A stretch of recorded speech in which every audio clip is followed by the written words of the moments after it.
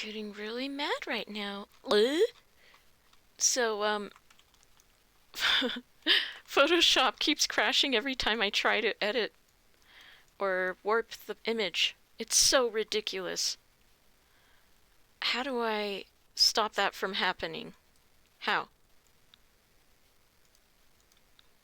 Somebody! Anybody! Um, if hiding everything, will that work?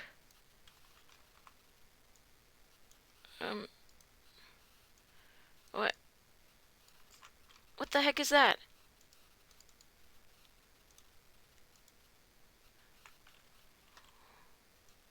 No.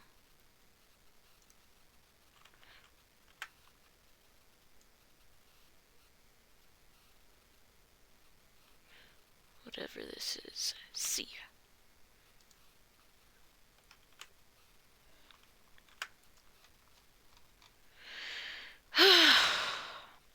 I'm so sorry, people.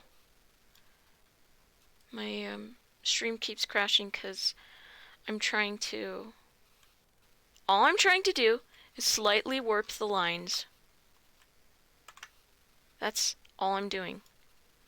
And Photoshop says, "No, I'm gonna crash your whole computer." So it does an encoding error, and it crashes OBS, obviously Photoshop, and my browser. So that's really cool. I don't know. I don't know. Obviously, I can't do that. So I'm just gonna keep the dimensions as they are.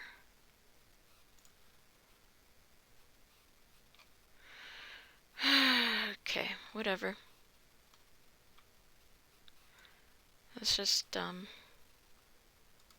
give their kids a stable home life, though he would go on to complain to neighbors and friends that it wasn't fair that he worked 90 hours a week traveling with Joyce, all the while Sherry got to sit at home. He would remain steadfast that he would never leave his job. He would go on to gripe that Sherry had it easy and would stay home, faithfully spending all their money on useless items, while he broke his back to pay for all their expenditures. However, factually, this is false. Sherry would donate time and money to multiple church-related projects, and was by no means frugal when it came to spending on the family, but the lengths to which Chris would complain about her were not rooted in fact.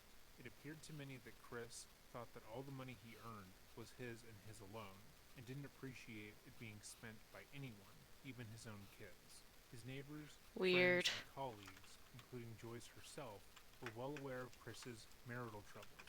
Whenever he could, he made it a point to complain about his wife, how she was spending his money, and how he wanted to get a divorce, but seemed to believe, foolhardily, that divorcing Sherry would lead to him getting fired. Chris had begun to agree with his parents' assertion that Sherry was the cause of all of his issues, and had Weirdo. indeed gotten pregnant on purpose to trap him. He would repeatedly state that though he loved their kids, they got in the way of what he should be doing with his life, and he'd be happier without them. Sherry, for her part, was still in love with Chris, and felt that they No. just needed more time Why? together so they could fall back in love. In No. her mind, the distance from his job and his parents consistently degrading her had taken a toll on them, but it wasn't completely unfixable. Because of Chris's near constant complaints, as well as Sherry reaching out for assistance in the church, Joyce would recommend the two go to couples counseling with a pastor she knew, and seemingly it was working. The counselor would report that Chris seemed to be putting in a real effort to repair his marriage, and that the couple seemed to be working through a lot of their problems. However, nothing could be further from the truth. Okay.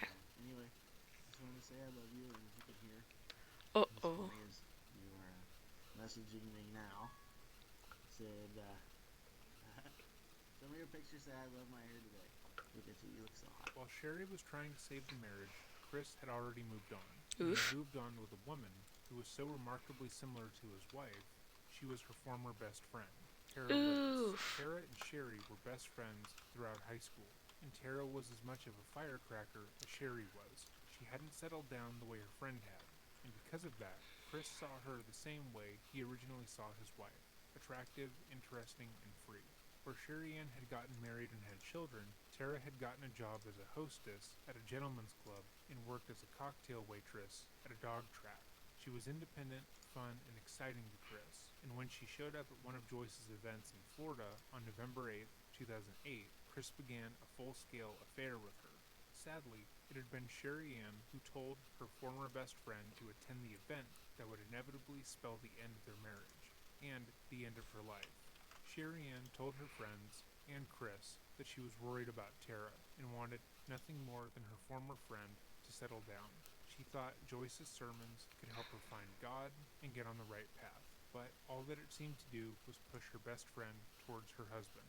Chris immediately began fantasizing about his life with his wife's former best friend. On his phone Ooh. and laptop, he kept a note of everything he knew about her and special moments in their relationship, titled Tara. This note included her birthday, height, eye color, shoe size, ring size, jean size, favorite flower, perfumes, likes, and dislikes. It had the date the pair first had sex, as well as a list of Christmas gift ideas, which included a What a promise ring with a weirdo. circular diamond or a diamond cross. Shockingly, despite the fact that Chris already had children, he would often complain to his friends and neighbors how they got in the way of his destiny. His note included what the pair planned to name their future child, Zoe Lynn Coleman. Likewise, it appeared the two had already started planning for their child, as Chris was Whoa, whoa. tracking Tara's Oh my gosh. Well, that worked. I was like, where does that sound from? Uh, I didn't expect it would end up freaking me out. Well, you got the sounds you were wanting. Wow. Uh, yeah, how could you poop? What's wrong with you?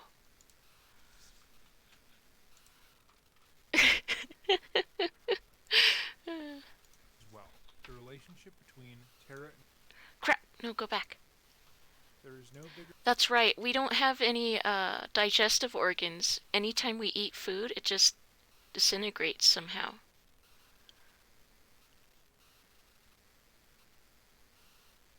It's very interesting, huh? Very cool. spend any of the money he had on himself, and was sent to Joyce from the account other than a letter, but after a divorce, as he divorce, in fact, so that it could appear that he really tried to fight for it. Pastors themselves were in December of 2008, and Sherry's own brother Mario. I don't It even know where it appeared was. the two had already started planning for their child, as Chris was tracking Tara's period with his wife's former best friend. Oh, okay, On there his it phone is. and laptop, he kept it. How am I doing? Uh, this past week was rough, but doing okay otherwise, I think. Mostly.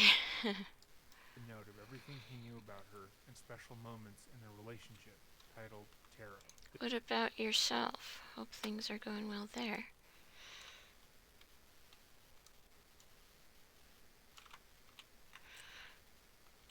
Um,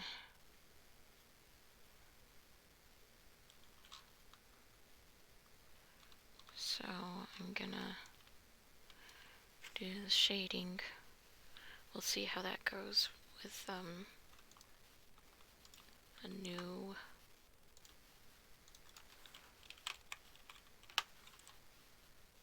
There we go.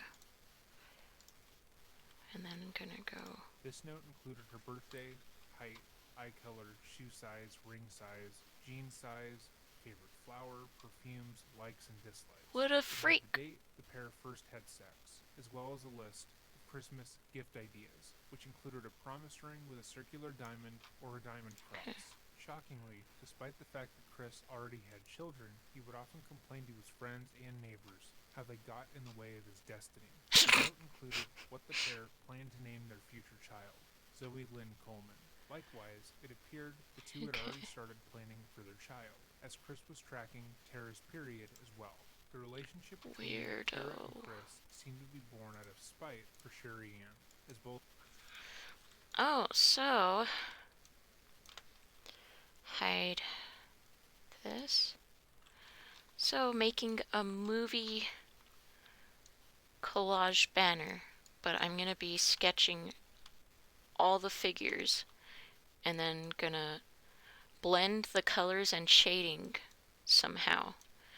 But the first thing I gotta do is, like, originally I was practicing trying to draw everything, on this level, but I really think it looks much nicer having a fully illustrated one rather than I don't know. It's more comfortable for me to draw things individually um, with graphite than it is to do it digitally. That's just what I've grown up with the graphite stuff. Although I can try, maybe what I'll do is I'll try to draw using the pencil tool for this next figure. Maybe that's what I'll do. Instead of shading this guy, I can test out.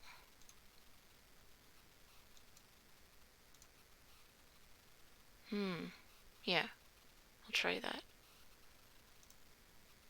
I don't know what movie she's from though, so I'm gonna call her Cigarette Chick, or I don't know, something like that. Both Chris and Tara had their resentments towards her. However, it was very real for both of them. Almost immediately, the two started declaring their love for each other, and began talking about how different their lives would have been had they gotten together earlier. Chris would lament that he hated his life, except for when he got to see Tara, and whenever Joyce Meyer's ministries would travel, he would pay for Tara to join him. This is in my bathroom, getting cleaned up.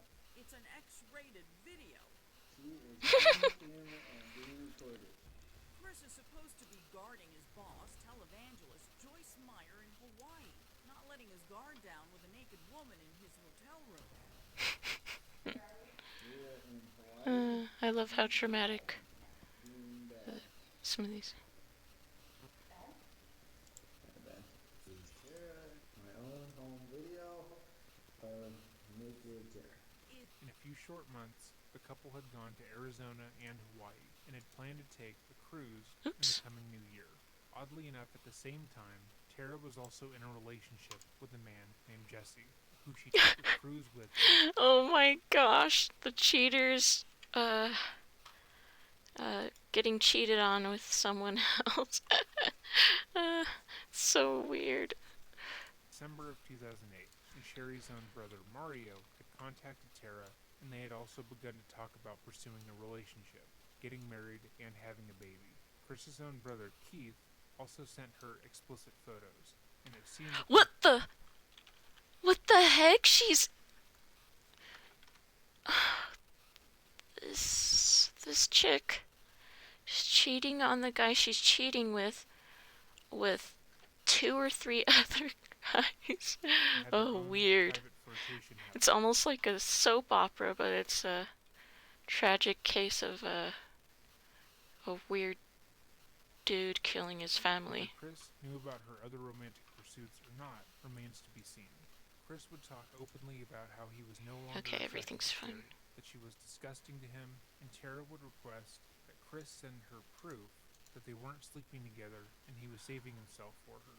Chris would do this in the form of taking unflattering pictures of Sherry Ann when she was sleeping, and Rude. discussing how truly disgusted he was of her body.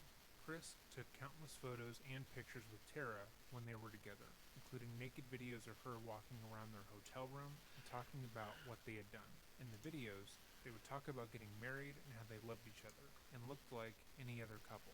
Likewise, when he was at home, he took a video of himself taking a shower while masturbating at Tara's request, Creepy. professing his love for her and stating how much more he loved her than Sherry. In What the a video, weird he also stated that it was couple. the wildest thing he had ever done, Okay. and she brought out the real him. Oh He crap. saved these videos on his phone and computer. and Oh on no, one that's occasion fine. Phew. appeared to save one of the naked videos of Tara on his father's computer. Photos were also found on Keith, Edit, Chris's redo. brother's computer, but whether Chris shared them or Tara did remains to be seen. Neither Ron nor Chris have commented as to how this happened, but it seemed that Chris's There we parents go. knew about the affair in some capacity, and despite them being pastors themselves, were supportive of their son's choice to sleep with someone outside of the marriage. In fact, in interviews with True Crime Daily and other outlets, Ron would go on to say this. So, Sarah was just meeting me that Sherry at the time wasn't told Tara. And, But I don't understand. well, I mean, every man's got his desires and every man has to be respected. It's built into every man. If your wife or doesn't respect you, then you're going to find respect someplace else. what So a you're saying that Sherry weirdo. was a bad wife? Just at that short brief time, she had stepped back from doing her job as a wife. As How far as dare Chris she being not be a incest and that Sherry servant? was withholding sex, that is untrue, as multiple of her friends and her text messages would show that she was trying to rekindle their sex life for years at that point.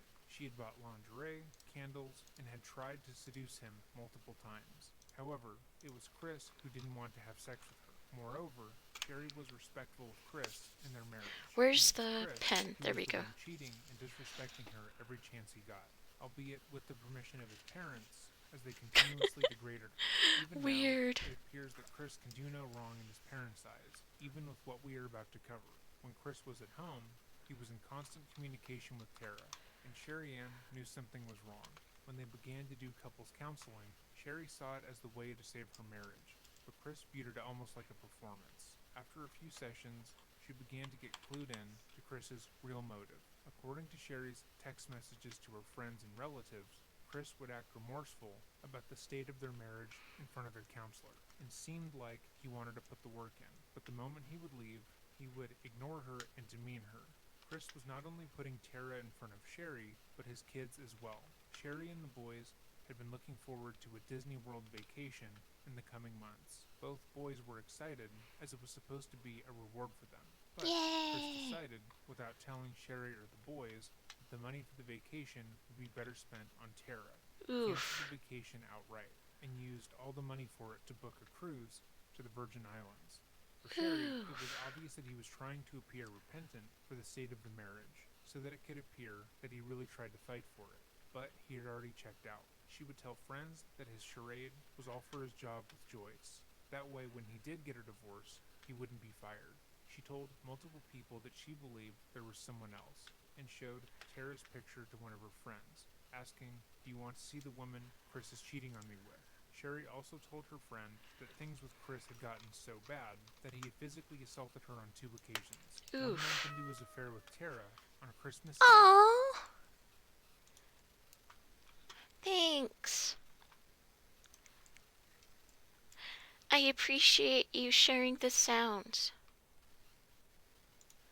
That's what they're there for. I spent a while setting them up. It was not as confusing as I thought. It just took a bit of time.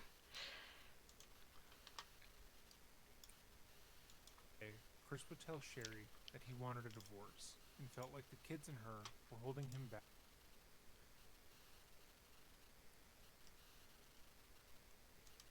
from his destiny and God's plan for him. This was the first inference Go for it. Use the Godzilla one.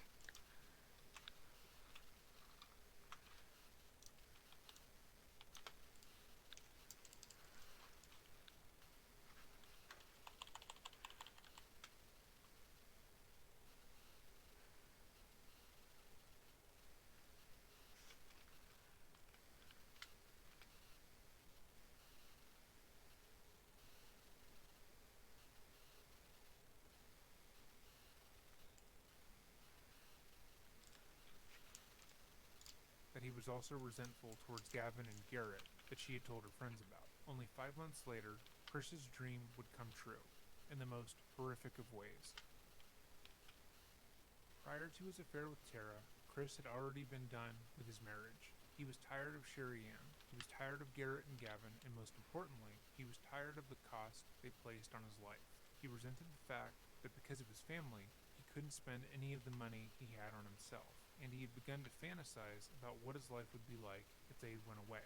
To be clear, he Oof. didn't want to get a divorce, as he would still be required to pay spousal and child support. He just wanted them out of his life. But that was just a fantasy, until he began his relationship with Tara. The moment Chris consummated the affair with his wife's former best friend, he began to seriously think about how to get Sherry Ann, Garrett, and Gavin out of his life for good. Sherry Ann had made it clear she didn't want to divorce him, and her being friends with some of his co-workers complicated things more. Whatever happened to the family had to be tragic, and it had to point away from him. While working for Joyce Myers, Chris had seen her be threatened multiple times. Both religious and non-religious people took issue with her, given her wealth and hypocritical teachings, and Chris had read many of the death threats that had been sent to Oh, her wait a as her second. head of security. They very rarely mounted to anything other than a letter, but after he began sleeping with Tara, Chris began to receive threats of his own. According to Joyce, this had never happened to any of her 900 other employees throughout her ministry. Oh, 5 days after really? sleeping with Tara for the first time, a stalker would begin emailing Joyce Myers, threatening to make Chris's ultimate fantasy come true and kill his family. On Friday, November 14th, 2008, this email was sent to Joyce from the account destroychris@gmail.com. Subject line: Chris's family, That's what they are bad dead. guys say. That's what they name their. Bad guys make their emails based on what they want to do. That's pretty funny. Okay, let's see if this works. No. Escape.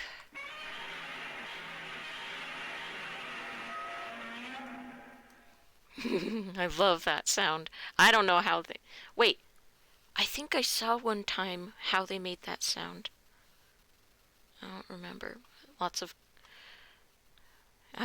It's just one of the coolest, most iconic roars. Oops. I'm sure this will make it to someone in the company. If you jackasses are like any other company, this will be someone's account. Pass this on to Chris. Tell Joyce to stop preaching the bullshit or Chris's family will die. Oh my gosh. This guy is so cringy. He's.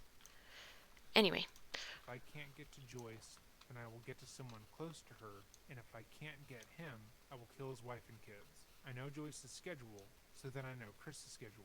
If Joyce doesn't quit preaching the bullshit, then they will die. During the Houston conference, I will kill them all as they sleep. If I don't hit there, then I will kill them during the Boo tour or the trip to India. I know where he lives, and I know they are alone. Fuck them all, and they will die soon. Tell that motherfucker next time, let me talk to Joyce. She needs to hear what I have to say, and now she will. There are many things wrong with this email, coming from an outside point of view. First, of course, is the fact that the person who is writing the email seems to be under the impression that the email No, is no, no, going wrong. to Joyce, and he tells her to send it to Chris, but then goes on to say that his problem is just with Joyce, not Chris, and wants Chris to relay the message to Joyce, or he will kill Chris's entire family. If the issue he has is with Joyce, he would be trying to get into contact with her and not Chris. Secondly, this is supposed to be a direct threat to Chris and to Joyce. However, it goes out of its way Let's not to see. threaten either party. The person behind it is saying that they know Chris and Joyce's schedule, and they apparently hate them both so much they want to kill them to stop them from preaching, or at least it will get Joyce to stop I think I preaching, got it. given that Chris just guards her. However, instead of saying they're going to stop them by Oh, yeah, I forgot. There's like a weird cooldown. I don't. Let me see real quick if I have to change. If I can change that. How do I go to thingy? Back to Twitch. Should played sound for a second. Where was I doing? Oh, here.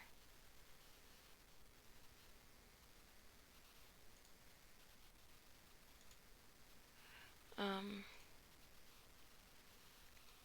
How do I see how long the... Um,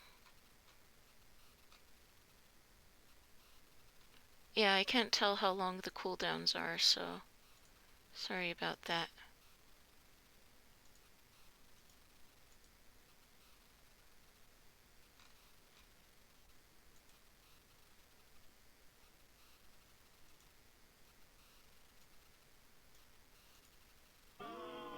There we go.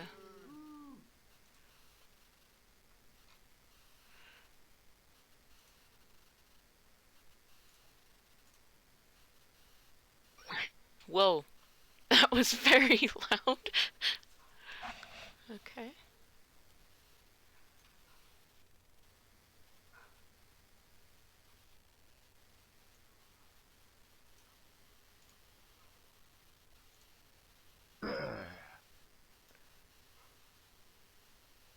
Why are those so loud?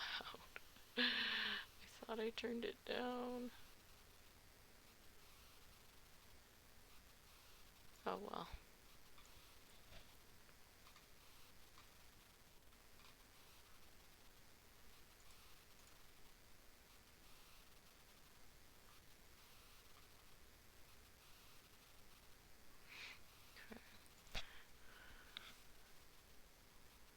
Alright. Killing them, threatening the events they are going to, or threatening the location the book signings are being held at, all which would hinder Joyce's ability to preach. This person somehow believes that killing other people will somehow make Joyce and Chris stop. It's nonsensical and adds too many variables to the equation. If you want to threaten someone, you simply threaten them. You don't say, I have a problem with you, so I'm going to kill your high school teacher. Moreover, you Yeah. don't say, I have a problem with you, so I'm going to kill your high school teacher's family. There are too many degrees of separation for this threat to be logical. If you say you have an issue with Joyce, why not attack her family, or her loved ones, not the family of someone else who just works for her? But the ending of the letter seemed to imply that whoever the sender was someone who Chris had stopped from speaking to Joyce at an event. This mysterious and clearly delusional party was someone who would have been caught on camera trying to speak to her, or they would have had some record of being thrown out.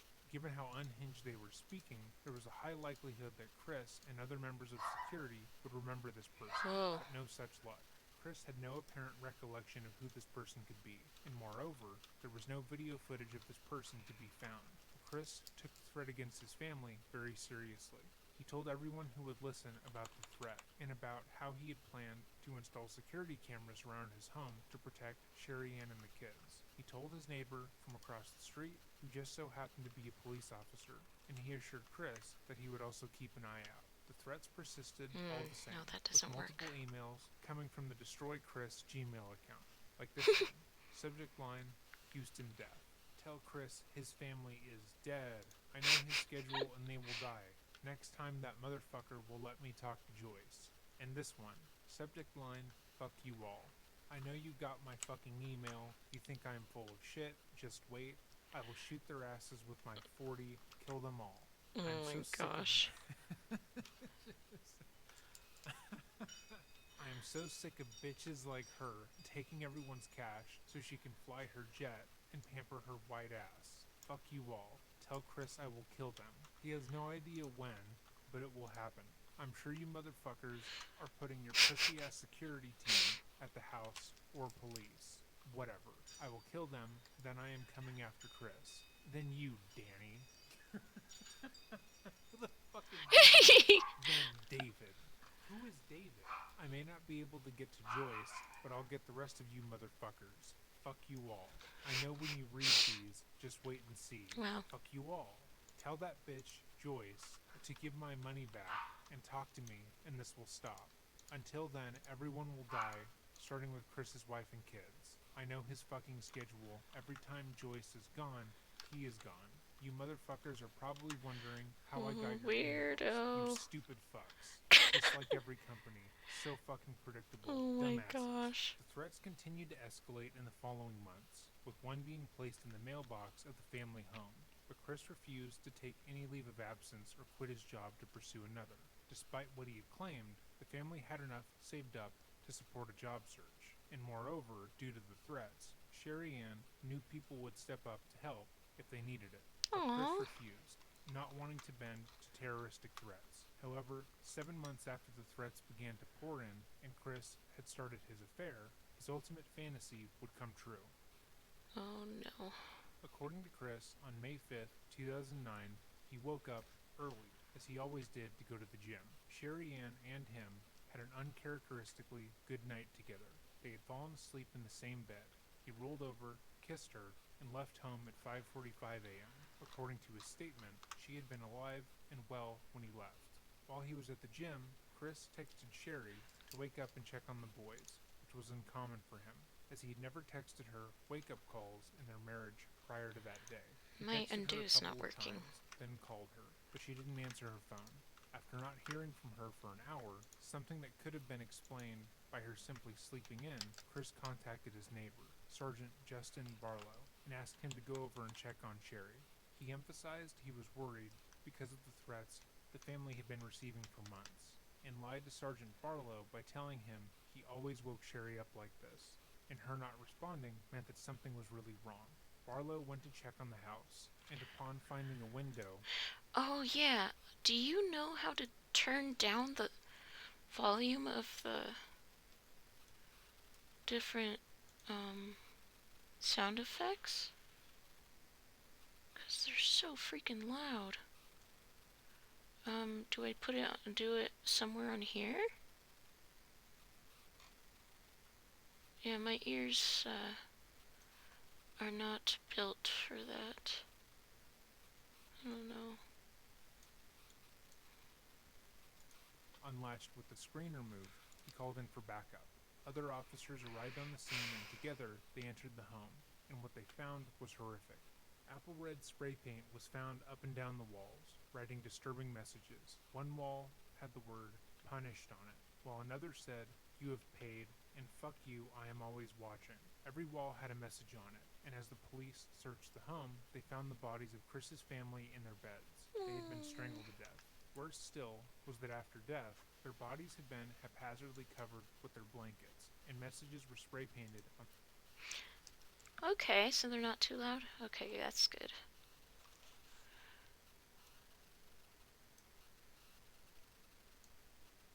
Yeah, 'cause I personally have really sensitive ears, so that's why I have trouble with uh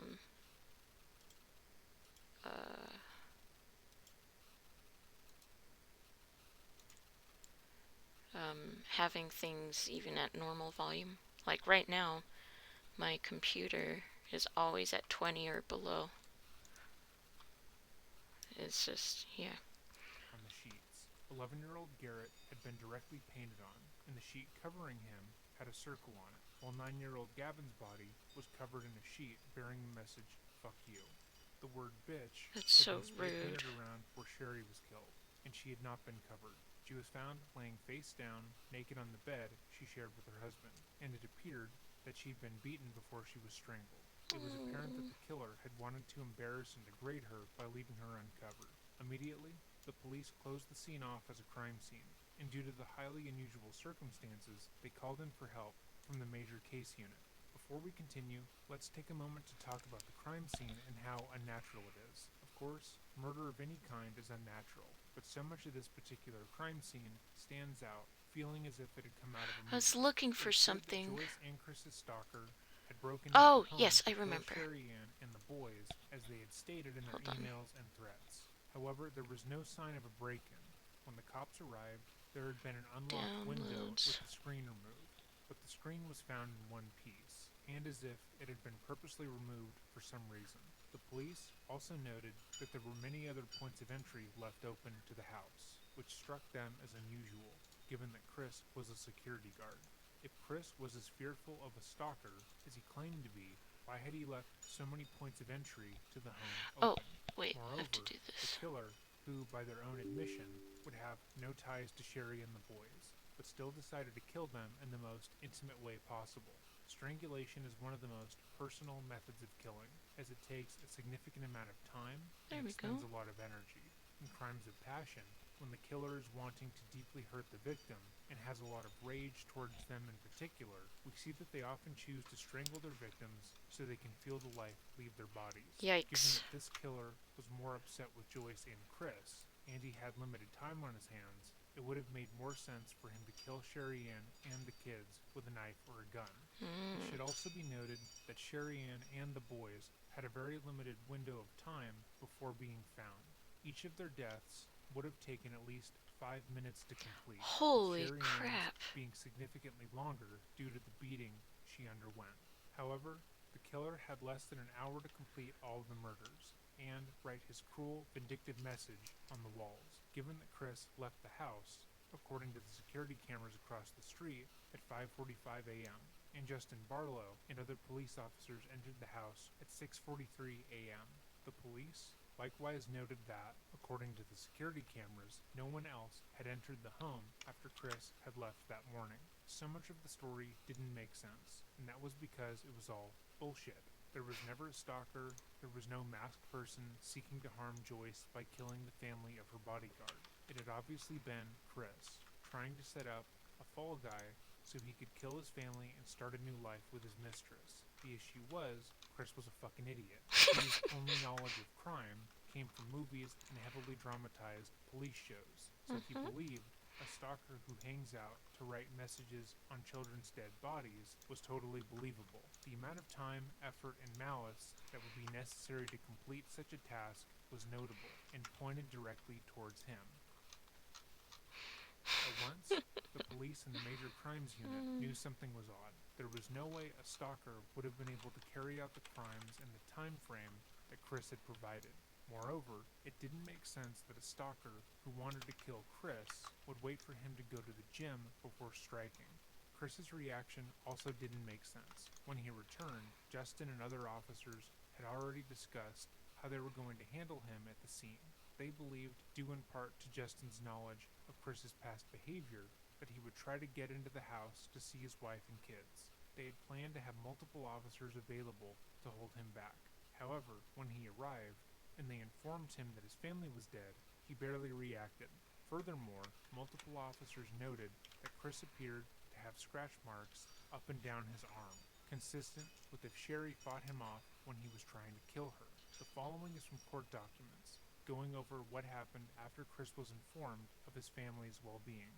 Jonathan Peters, a chaplain for the police department, was called to the scene to inform defendant his family had been killed. When he arrived on the scene, defendant was sitting in the driveway. He Oh described dear. defendant as stoic. After he broke the news to defendant that his family had been killed, and said defendant was absolutely not hysterical. Peters accompanied defendant in the ambulance. During the drive, Oh, yes, I need to get some more water.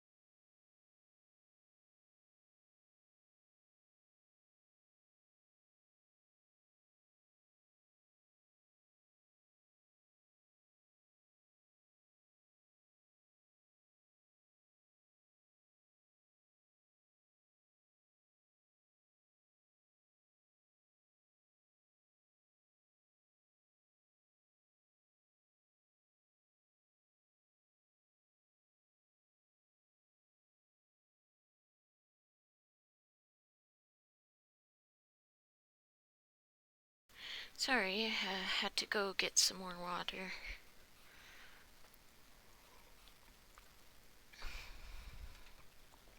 Alright. Arrived, defendant looked down at his right arm and said, "How did those get there?" referring to some marks on his arm. Peters identified People's Exhibits 70 and 71 of pictures showing the marks on defendant's right arm. Peters testified he later saw defendant strike his right arm on the gurney in the ambulance, but there was no way the marks were caused by the gurney, as the marks were there prior to defendant striking the gurney. Peters recalled defendant having a similar conversation with Jerry Paul, Columbia's police captain, about the marks on his arm, and told Paul he did not know how. Yes, get some food. I actually need to eat soon too. I need to make dinner. So I should probably be wrapping up soon.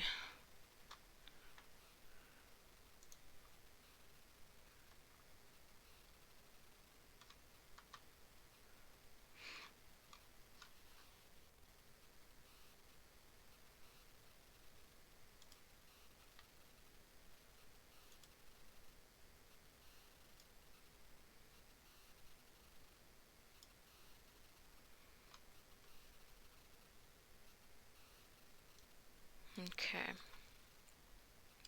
How he got the marks. Jerry Paul testified consistently with Peters that the blow to the gurney could not have caused the marks on defendant's arm. Paul described the marks as, quote, "some scratches and some redness, with very preliminary bruising." When Paul asked defendant what happened to his arm, defendant said he did not know, and then abruptly changed the subject and started asking Paul other questions. The crime scene unit also immediately noted that there was one major aspect of Chris's story that could not be true, and that was when his family was killed. Again, according to Chris's story, Sherry Ann and he had a normal night together, and he had woken up at 5, kissed her, then left. She had been somewhat awake when he left the home, and everything, according to him, was fine. But due to the rate of decomposition and the temperature of her body, it was clear that Sherry Ann and the boys had been dead for hours by the time the police had arrived, meaning that by 5 a.m., when Chris was leaving for the gym, he would have definitely noticed that his wife was dead next to him. By the time Chris was questioned later that day, Wait, I have to see. according to him, was fine, but Ah, the had a normal time. night together, and he had woken up at 5, kissed her, then left.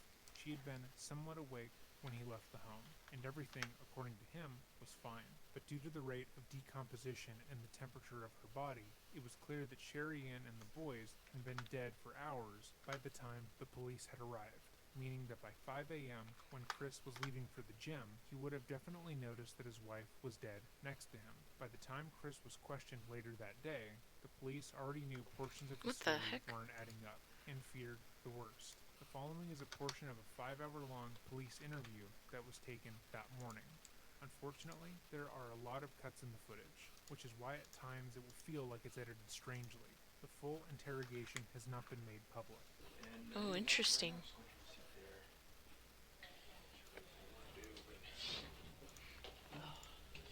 Here's another water if you need it. Okay.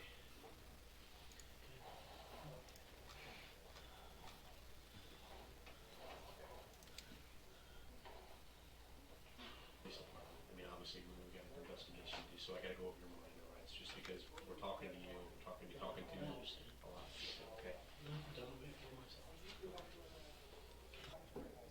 Just, I'll tell you what. From the beginning, let's just start off from when you got up this morning until the time you pulled up at the house. Just kind of walk me through that first, Okay. and then we'll go through and kind of explain. Talk about some different things as far as the emails you've been getting. Okay. Um, well, I set my alarm clock for 5:30 and used my phone for my alarm clock. And got up at 5:30, went in the bathroom, put these clothes here I got on, and went to the bathroom. Basically got in the truck and left. And drove off. I got to I don't know where I was at, but called Sherry to wake her up, get her going, and she didn't answer, of course. But,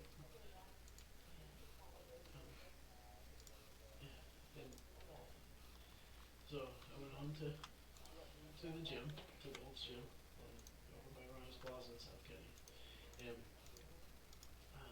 started working out. I text her at some point. I might even called her again. I don't remember. I could probably look at my phone if you want me to. Did you guys have a home phone number too, or just cell phones? We just used cell phones.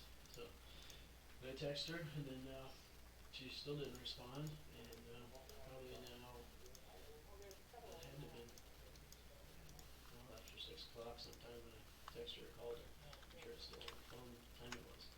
And she didn't respond. That's not like her because the kids should have been up and stuff, or getting up and going by then, I believe. And so I called her again. Called her again on the way back, or when I was getting ready to leave, and she didn't respond again. And I started getting a little concerned because it's not like her not to answer the phone. Sometimes she won't answer if she's in the shower, but she always calls me back right away. And so she didn't do that at all. And so that's when I called you. And so what time did you text her back? The second time? I can tell you. 6:23. So at 6:23 a.m. is when you first texted her this morning. It says, "Hey, baby, are you awake?"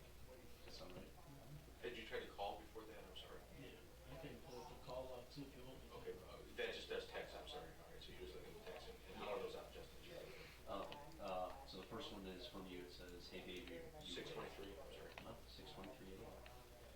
And then she doesn't respond to you, correct? It would be on there. Oh, right. Okay. And so the second one from you says, "I know you was tired last night." 6:23 says, "I have about 5 minutes left on cardio, then I'll be home." And she never responded to any of that because I could tell. Yeah, I could tell on the phone. Okay. And then at 7:27 it says, "Hello, you up?" 7:27. I'm sorry, 6:27. 6:27. And then at the same time, at 6:27, another one goes out says, "Time to get the kids up."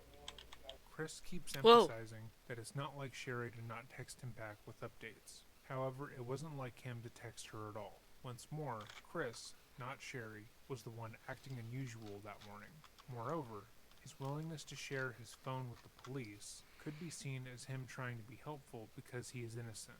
However, he is woefully inept and doesn't realize that simply having the police clone his phone would allow them insight to his long-standing affair with Tara, not to mention the multiple naked photos and videos he had of her on his phone, or the video he had made masturbating in the shower while saying he loved her more than Sherry. At one point, Chris asked the officer if he could be given a blanket or a sweatshirt because he was cold. However, it should be noted that it was the beginning of May, and the interrogation room, according to the officers, was incredibly warm. Chris only really used the blanket to cover his arms, in an attempt to cover the scratches that Sherry had left on his arms. According to court documents, at one point during the interview, officers walked out of the room and defendant picked up one of the officers' notes and looked at them, seemingly to assess how they felt about his story.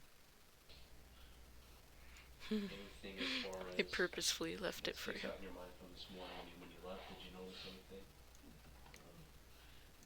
The only thing I told somebody was the only thing I can remember is having to slow down for the car backing out of the driveway. That's it. From the which driver were they backing out? I don't know. He answered the same thing. It was like 3 or 4 out on the left hand side. That's the only thing I remember.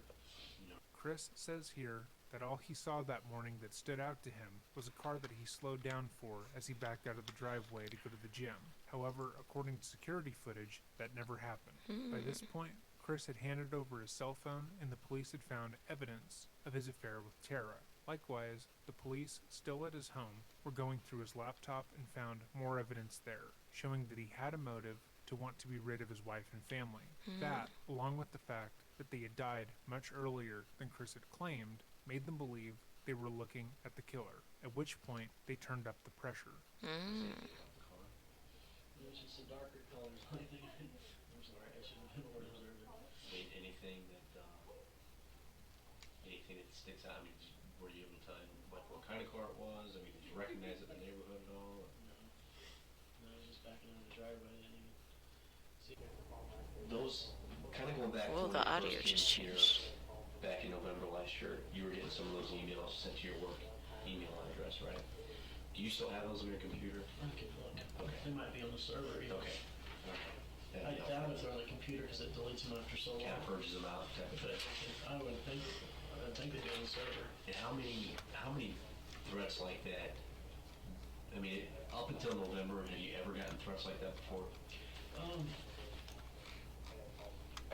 No, people have been upset with me, but I haven't gotten anything.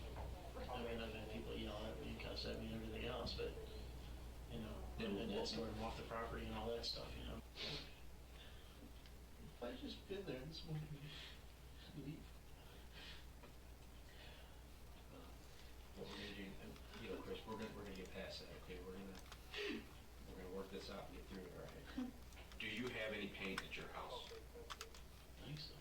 No, don't. I don't think so. Any spray paint? I do, it's old. We kind of talked about the divorce a little bit. This last December? Yeah. Mhm. And I went to Joyce with it, told her about it, or Danny, I can't remember which one. And they knew about it, and they suggested that we meet with somebody and see if we could work out whatever it was. And really all it was just communication. Not communicating very well. And so, Did you meet with somebody? yeah, Mike Shepard, the guy that's here downstairs in the lobby. Okay. He's and we've been meeting with him pretty regularly, and things have been going pretty awesome. How often do you meet with them? Is it regular? He travels overseas a lot too, and so as often as me and him schedule, I'd say on average maybe once a week. We've got, Oh, weird how the sound changes so much. when you left the house this morning, was your wife alive? Oh yeah. What would you say if I told you that I don't think she was? I don't know what to tell you. I mean, I think she was. Notice he says, I think she was. Not that she was. She was, and we talked. She definitely was alive, and here's why I know. Just timid, I think she was. If you had spoken with your wife the morning she was killed, you would be dead set on the fact that that had occurred. However, his timid response, as if he's unsure of what he does and doesn't know, points to him trying to account for what evidence they have against him. Many people who are caught in lies will do this. When they are deliberately called out, but the proof against them hasn't been made available to them, they won't fully backtrack on their statements outright, because they know that will make them look worse. But their minds will race, trying to come up with a reason why they could be wrong. At this point, Chris's mind will be in a panic, and every new assertion and statement from the police will just add to his stress. Chris will begin to do more self-soothing actions, like rubbing his arms, playing with his hands, and rubbing his knees. I mean, she was. She was laying right beside me. And I'm not doubting that. I'm not doubting that you were there, and I'm not doubting that you care. But I am doubting that she was alive when you left this morning. Physically, what we have are different ways to tell how long a person's been deceased. That was done. And what do you think that showed? I don't know. I guess the time frame when I was gone. I mean, No, you guys wrong.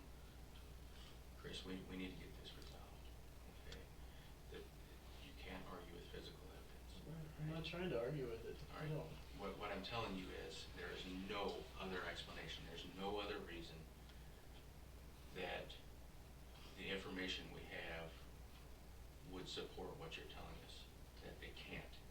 They can't. You've told us a story and we've gone over it numerous times. Right. You know what? We walk out to Justin, maybe we missed this. Let's go in and talk to him about this and just make sure that we're not missing something. Let's give him every opportunity to tell us exactly what happened and maybe we're missing something. So that's why we go out and we come back in and we go out and we come back in. I did have to use the restroom, that was legitimate, but we go out and we come back in. And we felt very comfortable that we were giving you every opportunity to tell us something that was going to contradict the information that we had. All right, we've got this information, you're saying it, and we're giving you opportunity to give us something contrary to what you've told us before, so that, okay, yeah, all right, that would make sense. That hasn't happened. I'm just telling you That what hasn't happened. happened. Listen, man, she wasn't alive when you left. She was alive. She She was. was. Beside me. Boo. Chris is now saying she was alive. She was laying right beside me, which means to imply that he simply didn't notice she had been killed, if she did indeed die before he left the house. In his original statements, he said he kissed her and said goodbye, and she was responsive. But now he is trying to backtrack to make it seem as if he could not have noticed his wife was dead next to him, despite her being badly beaten and strangled. If Chris wanted to use this argument, an easy follow-up question for the police would be, how did he, a professional security guard, not wake up when his wife was being attacked and strangled in the bed next to him? Why did a stalker who wanted to kill you not choose to just kill you? We can go back and forth with this all day long, but the physical evidence doesn't lie, man. She was not alive when you left this morning. The children weren't alive when we left this morning. Yes, they were. No, come on, Chris. They We gotta get over this. Now there's reasons, and that's the point we're at. I wanna hear the reasons.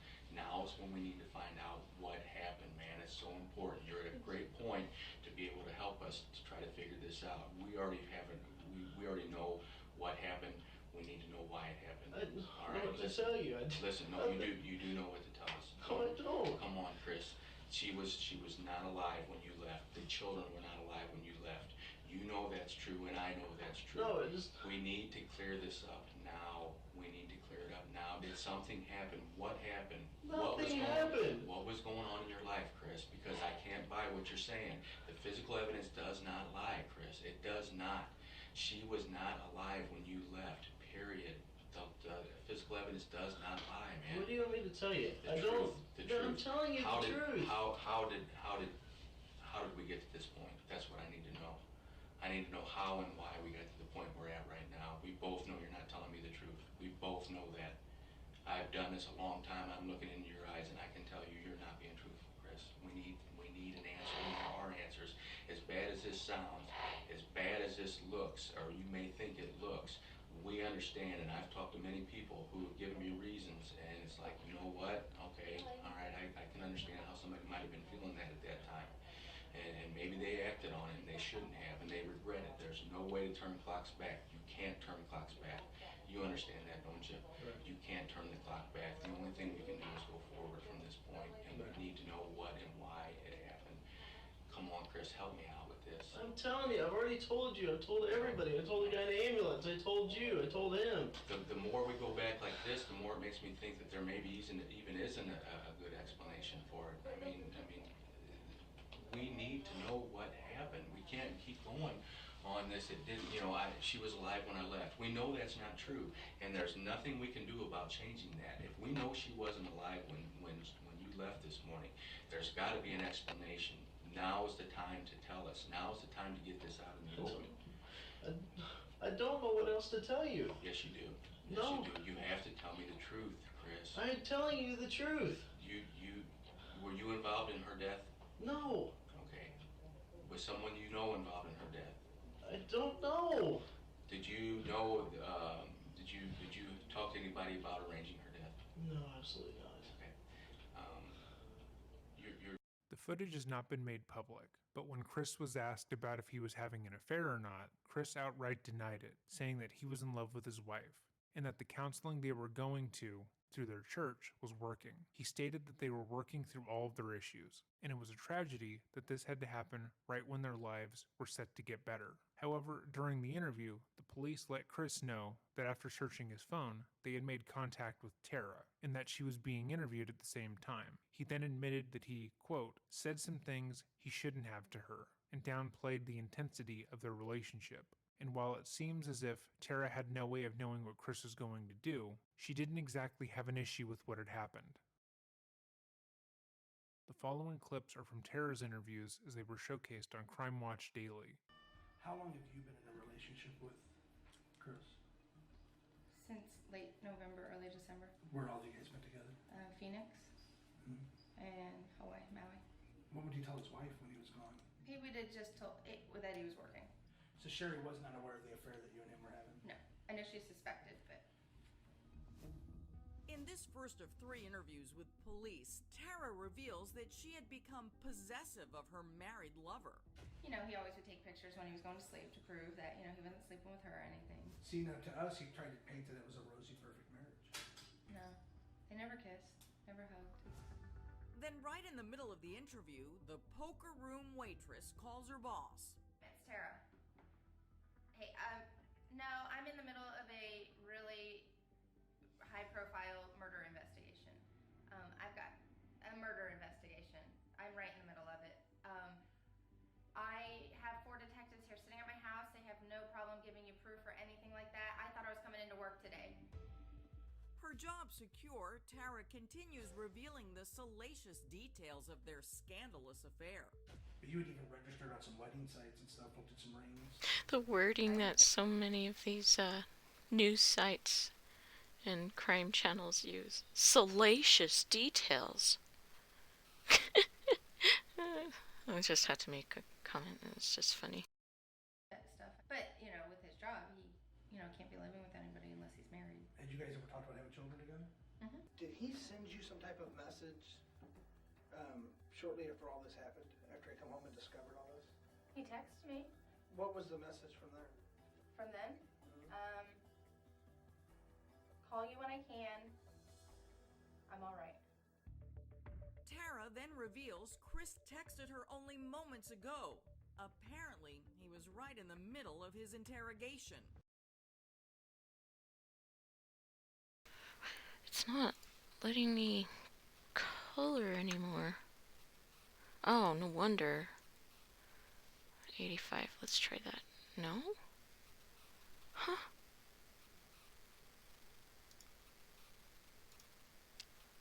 What? Look, nothing's painting. Why? There we go. That was weird.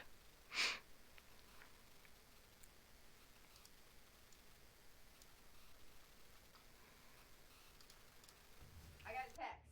I know. You know that. He texted me. I just thought I'd tell you. He does. Texted this, man. What do you want now? Just said he was thinking about me and that the wake was at 3. Was telling you anything about these, or that he was planning anything like this? Absolutely Did not. you have any knowledge of these homicides? No knowledge. Before, like it or not, unfortunately, your name is Tara Motive. Exactly. The full interviews have not been made public. When Tara was told what happened, she maintained her innocence, but was incredibly open about the relationship she had with Chris. The following is a court record of what she stated in her interview. During the interview, she revealed, inter alia, that defendant told her he planned to serve divorce papers on Sherry on May 5th, 2009, that she and defendant planned to go on a Caribbean cruise on June 14th, 2009, and that they planned a tentative wedding date of January 2010. Tara also told investigators that she had been looking at engagement rings, registering on wedding registration websites, and looking for homes in the St. Louis area for her and defendant to live in upon their marriage, and that they have discussed baby names. Tara testified she communicated consistently with defendant between November 2008 and May 2009, during which both professed their love for each other. Tara testified she stayed in defendant's hotel rooms and had sex with him during these trips. Tara testified she and defendant planned on getting married after he divorced Sherry. The plan was for Tara to move to Illinois. Tara testified that she and defendant got matching promise rings. Defendant told Tara he talked to an attorney about getting a divorce. The divorce papers were being prepared. He was scheduled to pick up the papers from the lawyer on Monday, May 4th. 2009, and he was going to give them to Sherry and ask for a divorce. Defendant did not give Sherry divorce papers on May 4th as planned, explaining to Tara he was unable to do so because Sherry's name was spelled incorrectly. He said he asked that the attorney correct the typo and the papers would be ready to be picked up on May 5th, 2009, meaning that the day Chris's entire family would die in a horrific fashion, he had actually been planning to file for divorce. But that is not all. As we asserted previously, due to the naked photos of Tara being found on Chris's father's computer, his parents not only knew about the affair, but were supportive of it due to their negative feelings towards their daughter-in-law. The day that Sherry Ann, Garrett, and Gavin were all killed, when Chris was talking to the police, Tara was notified of what happened, not by the police or Sherry Ann's family, as they were friends, but by Ron Coleman. How did he know to contact his son's mistress or know of her existence prior to that day? He refuses to say. Chris has gone on to state that he told his dad to call Tara, but again, how he got her number in the relationship he believed Tara had to Chris previously remains to be seen. That same day, while Chris and Tara were being interrogated, Chris would actually text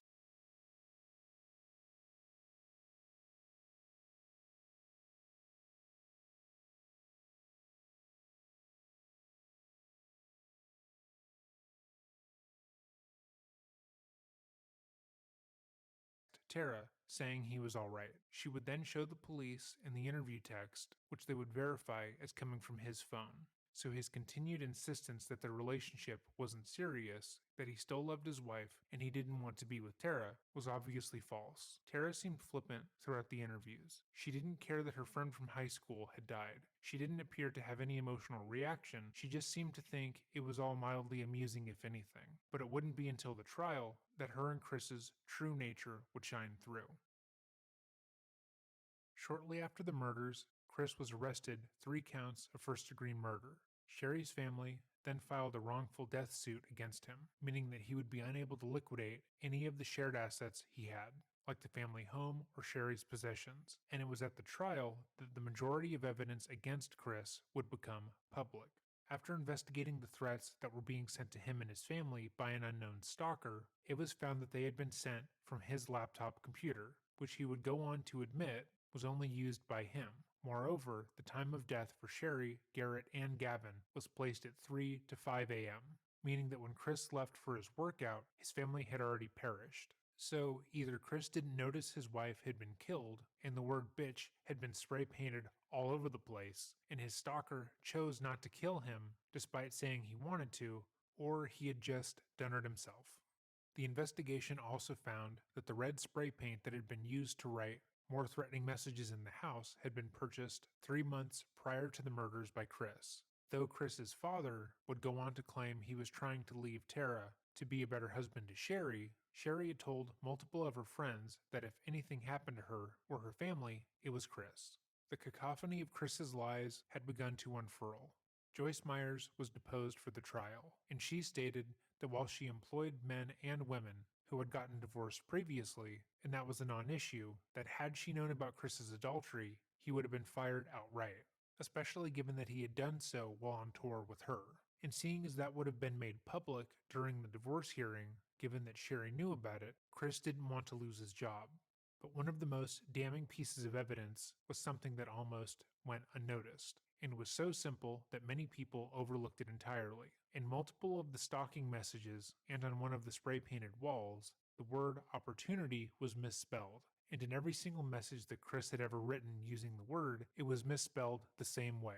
Chris maintained his innocence throughout the trial, and his parents vehemently defended him. They blamed Sherry for Chris's cheating, saying that she wasn't a good wife and didn't take care of Chris in the marriage, so he simply had to cheat with her best friend.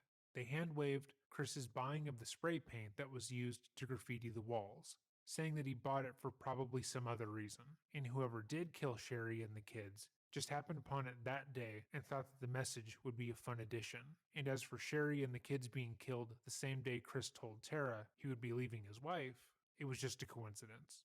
They tried to hammer home that the evidence against Chris was circumstantial at best, and stated outright that the DNA evidence that was found under Sherry's fingernails didn't match Chris. But that's not quite true. When Sherry's fingernails were scraped, the DNA was compared to Chris's. However, the results were inconclusive. It matched, but there wasn't enough of a DNA profile to say outright that it was Chris 100%. Rather, it would be more accurate to say there was a high likelihood it was Chris, and if it wasn't him directly, it was someone in his immediate family. However, despite the defense trying to argue that Chris and Tara's affair was over, and that he was planning on leaving her to be with his wife, Tara took the stand and was seen wearing the promise ring that Chris had bought for her. She testified to the relationship being incredibly serious, and that she had become a born-again Christian after what had happened, and was still interested in pursuing a relationship with the man who killed her friend. They then played hours of footage of Chris and Tara, them talking about their relationship, Chris stating repeatedly he would do anything to be with her, and how much he hated his wife. At the end of the trial, the jury came back with a guilty verdict, obviously, and Chris was charged with the murder of his entire family, and was sentenced to life in prison without the possibility of parole. As for his relationship with Tara, it appears to be over. Chris spends his time in prison as a minister, just like his parents, and has recently been fighting to get his sentence overturned, stating that there wasn't enough direct evidence of his guilt. In 2019, he did this interview with True Crime Daily, where he tries to debunk the evidence. Hello, this is Chris Holman. So we spoke to him in this exclusive prison interview. I want to get your version of events and what happened. If you could describe to me what your relationship with your wife was at the time of the murders. Oh, okay. Yeah, actually, my relationship with my wife at the time of the murders was actually really good. You know, it hurts me to say that I did, like so many other men do, fall into a different relationship and made some wrong choices with all of that. Tara stated, and she told the jury, that you, on the day of the murders, were going to serve your wife with divorce papers. Correct. That is what she stated, and, you know, I have to, to be honest, that I was, deceiving her and was in the process of moving away from her, Tara, as far as in relationship. Let's talk about the specific threats against you, because the police ultimately determined that those threatening emails that were being sent to you came from your very own laptop. How do you answer that? I mean, it makes it seem like you did it yourself. I had two laptops. I, of course, did travel with both of them. The Dell laptop was used by my wife. It was left at the office. It was left in my car. Then it would make sense that they would be, that's the only opportunity that somebody had access to my laptop. Chris is trying to imply that the threats being sent to the family were being sent by someone in his home, with the obvious implication it was Sherry. He's trying to make it appear that in order to spend more time with him, she was threatening the family's life, which would then lead to the obvious next question. So if it was Sherry, who was sending the threats? Did she beat herself up? And how did she manage to strangle herself? His story holds no water, but let's continue. Coleman claims his own surveillance video he set up at his house showed a mystery man delivering one of those threats into his mailbox. You can see a person on the camera with a hooded sweatshirt putting something in the mailbox, but you couldn't identify who it was because of the hooded sweatshirt. And where is that video? I don't have it. I came back home and from Hawaii and asked Sherry about it, and we looked at it, and I seen the same thing she did, and I did not have a means at the time to download it to a DVR and record it. But Chris, again, it's very hard to believe that the head of security for an international figure doesn't know how to download some surveillance video that could be crucial to someone threatening their family. Oh, I'm not saying I didn't know how to do it. That's not the issue. I was still waiting for products and some part of the system to arrive. Famed pathologist Dr. Michael Bodden concluded that Sherry and the kids were killed before 3 a.m. when Coleman would have been at home. But unbelievably, Coleman said Bodden got the science all wrong. And you left the house before 6 that morning. So how could all of this have taken place without you not knowing about it? As the body has deceased, it's at the body's normal temperature, and as it cools down to room temperature, the rate that it cools slows down. And so you find that window, and then you work backwards. If you actually use the slowest temperature that was recorded, it actually comes back to 5:47 in the morning is the time of deceased. 5:47? And you left at 5:45? Yes. Wow, I mean, that's like, you're suggesting that that's like we've got a 2-minute window. No, because nothing of that is what you call precise or exact. This is clearly ridiculous, given that Chris is going against an expert in the field, and obviously he's an idiot. Chris's appeal was denied in 2020, and he remains in prison. Ron and Connie continue to declare his innocence, with Connie saying until someone can prove he did it, she will always believe her son. She passed away in June of 2020. As for Ron, he is active on Grace Ministries' Facebook page and still declares his son's innocence, despite all the evidence against. Chris hated his life with his family. He was resentful towards his wife and kids and believed that the only way out in which his infidelity wasn't made public was to kill his family. Sherry Ann, Garrett, and Gavin still had long lives ahead of them. They deserved to grow up and see what else the world had to offer them. But because Chris viewed them as an obstacle on his road to happiness, he felt justified in killing them. If you've made it to the end of this video, please consider leaving a like and a comment, as it does help us in the algorithm. If you have a case you would like to see us cover, please let us know in the comments down below, or by emailing us at dreading.official@gmail.com. Video production has slowed down a bit due to my health, but I will be working hastily to get the next video up on Patreon as soon as possible. Thank you so much for watching, and remember, stay safe.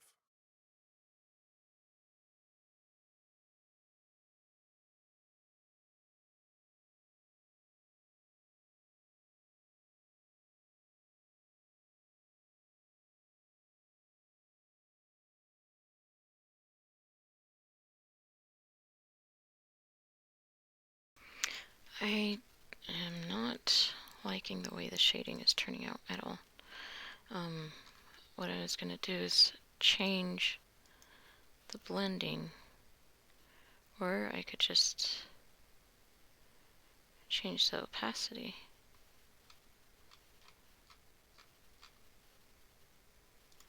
Let's try that. Yeah, that's better, I think.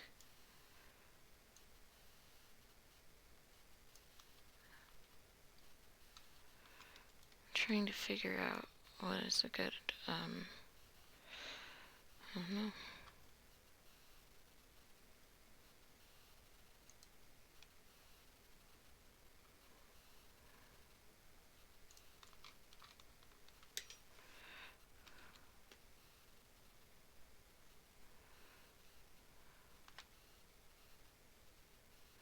No, that does not look good. So,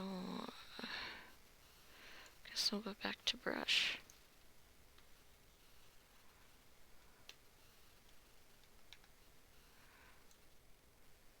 Here.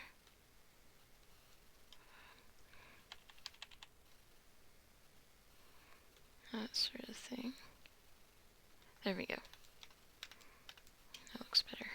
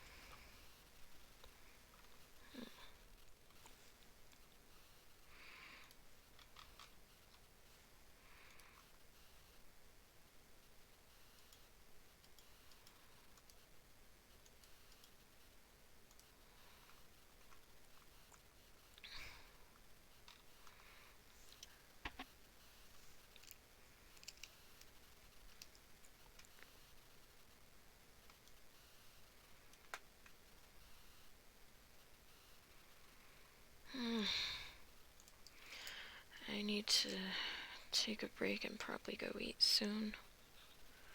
So, thank you peeps for stopping by. Oops, I keep dragging windows into the way.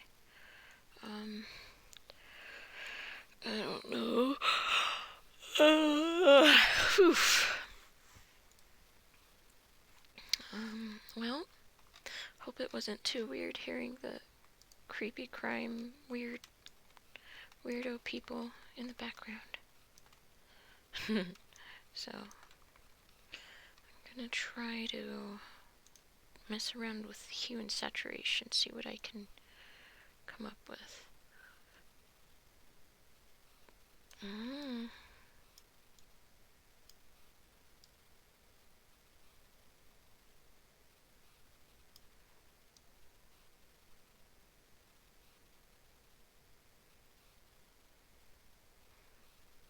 I don't know. There's a lot to mess around with, though, so. Anyway, goodbye there, people. Yep.